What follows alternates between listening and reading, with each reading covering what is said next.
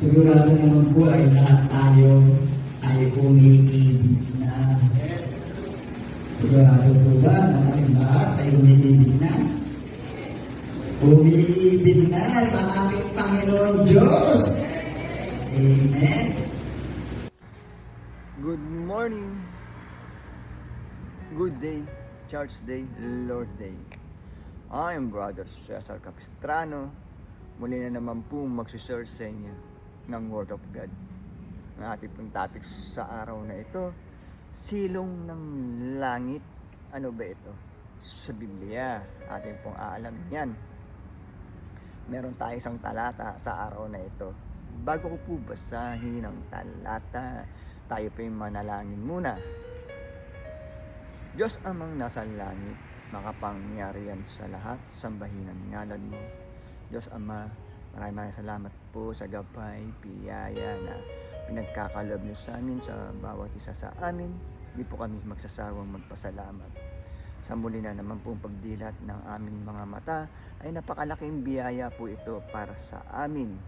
Muli na naman po namin magagampanan ang aming tungkulin para sa aming sarili, pamilya, trabaho, at kaawaan niyo po kami, Diyos Ama, kung kami po ay nagkukulang sa inyo.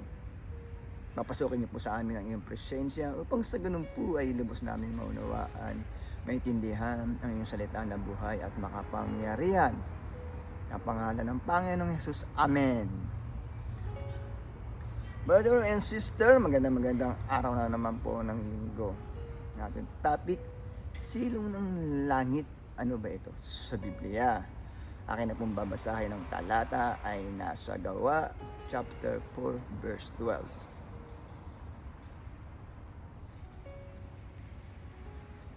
Verse 12. Kay Hesukristo lamang matatagpuan ang kaligtasan, sapagkat sa silong ng langit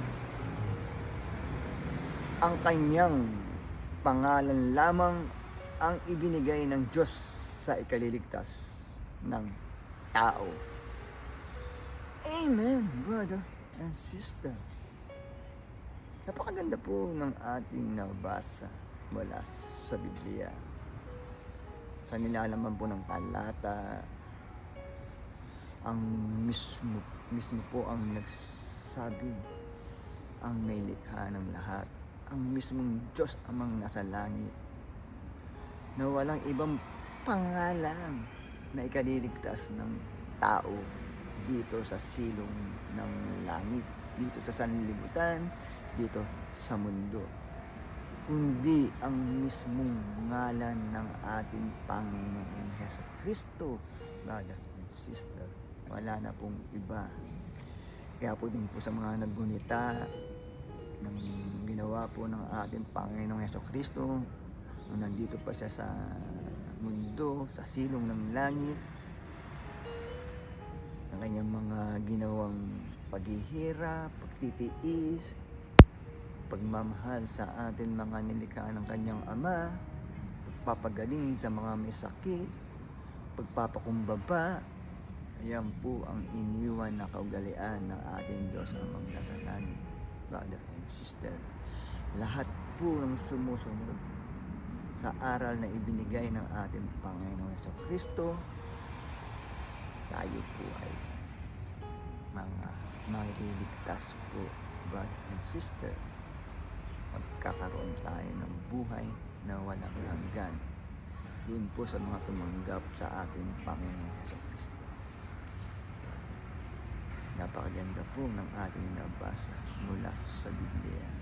Wala pong ibang pangalan na ikaliligtas ng tao kundi ang ating Panginoong Hesukristo lamang po, brother and sister. Napakaganda po ng ating nabasa mula sa Biblia.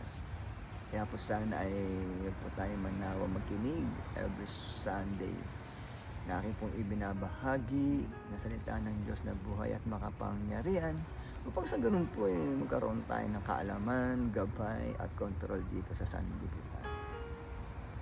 Magtatapos na po yung ating topic, tayo po manalangin. Diyos amang nasa langit, makapangyarihan sa lahat, sambahin ang ngalan mo.